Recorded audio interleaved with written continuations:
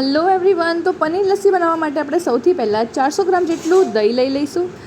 એની અંદર આપણે નાખવા માટે 100 ગ્રામ જેટલું પનીર લઈ લીધું છે અને તેને ક્યુબ્સમાં કટ કરી દીધું છે. અને આપણે 2 મોટી ચમચ જેટલી ખાંડ લેવાની છે. હવે આપણે આ ત્રણેય સામગ્રીઓને આપણા મિક્સચર બાઉલની અંદર લઈ લેવાની છે. આ ત્રણેય સામગ્રીને આપણે સારી રીતે મિક્સચર બાઉલમાં પીલી લેવાની છે.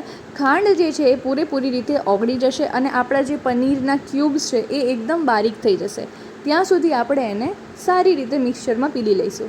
અમે તમારા માટે આવી ઇઝી, ક્વિક અને હેલ્ધી રેસિપીઝ લાવતા જ રહીશું. બટ એને જોવા માટે તમારે અમારી ચેનલને સબસ્ક્રાઈબ કરવાનું રહેશે. તો ફટાફટથી ચેનલને સબસ્ક્રાઈબ કરી લો. આપણી લસ્સી હવે બનીને રેડી થઈ ગઈ છે. ચલો આને ગ્લાસમાં આપણે કાઢી લઈએ.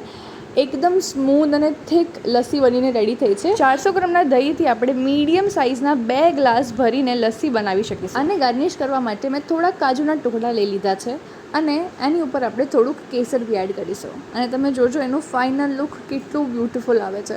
આ રેસીપી તમે કોઈ બી ઉપવાસ કે પછી 11સમાં બનાવી શકશો અને આ બનાવીને જરૂરથી ટ્રાય કરજો બિકોઝ આનો ટેસ્ટ બહુ જ અમેઝિંગ. જો તમને રેસીપી ગમી હોય તો વિડીયોને લાઇક કરીને ચેનલને સબસ્ક્રાઈબ કરી દેજો અને શેર કરવાનું ના ભૂલતા. Thank you for watching everyone.